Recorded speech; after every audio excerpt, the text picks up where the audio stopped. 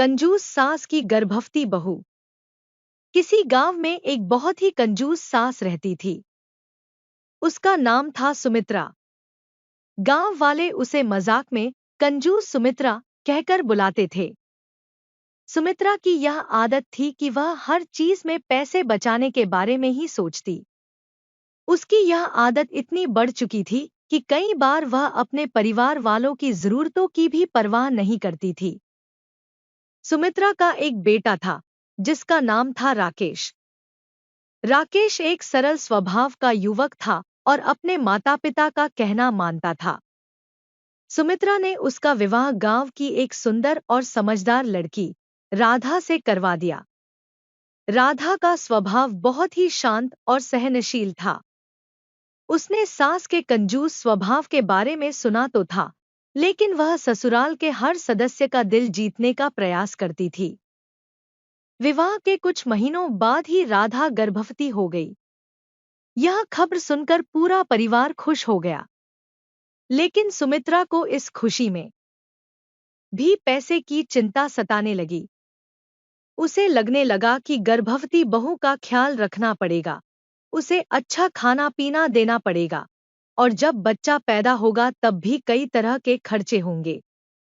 यह सब सोचकर वह और भी चिंतित हो गई और सोचने लगी कि कैसे पैसे बचाए जाएं। सास का पहला कंजूस फैसला। राधा की सेहत के लिए अच्छे भोजन की जरूरत थी। गांव में प्रचलित रीति रिवाज के अनुसार गर्भवती बहू को पौष्टिक खाना दिया जाता था, जिससे बच्चे का विकास अच्छे से हो सके। राधा की मां ने उसे अलग अलग प्रकार की चीजें भेजनी शुरू की, जैसे घी, दूध, मेवा और फल, ताकि वह अपनी बहू का सही ध्यान रख सके। लेकिन सुमित्रा को ये सब चीजें महंगी लगती थी। उसने राधा से कह दिया, देखो बेटा, इन सब चीजों की तुम्हें इतनी जरूरत नहीं है। हमारी मां बहनें भी तो साधारण भोजन पर स्वस्थ बच्चे को जन्म देती आई हैं। ये सब दिखावे की चीजें हैं।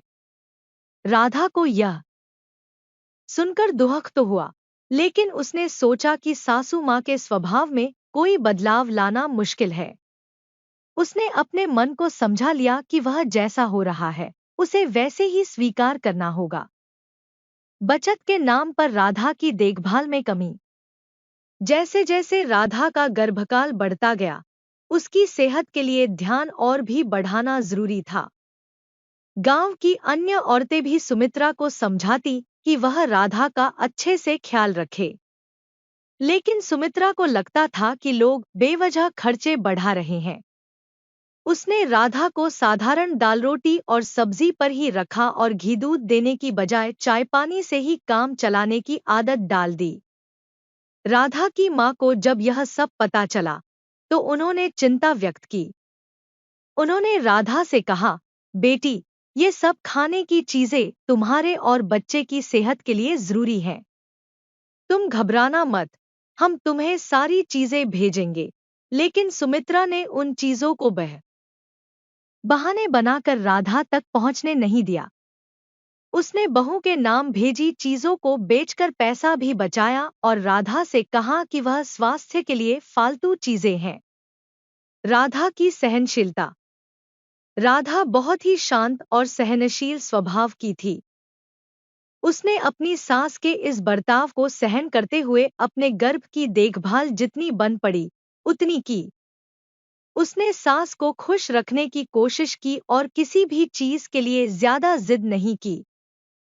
राधा को उम्मीद थी कि समय के साथ उसकी सास का व्यवहार बदल जाएगा, लेकिन सुमित्रा की कंजूसी में कोई सुधार नहीं आया। वह तो इतना कंजूस थी कि यहाँ तक कि उसने डॉक्टर के पास जाने के लिए भी मना कर दिया।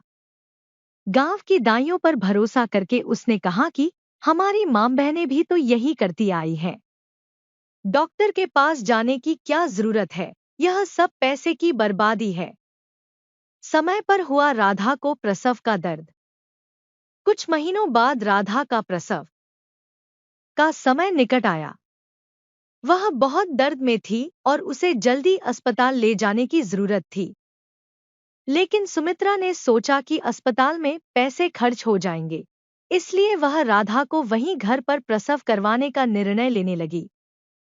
गांव की अन्य औरतों ने सुमित्रा को समझाने की कोशिश की कि राधा को अस्पताल ले जाना जरूरी है, लेकिन सुमित्रा ने उनकी एक न सुनी।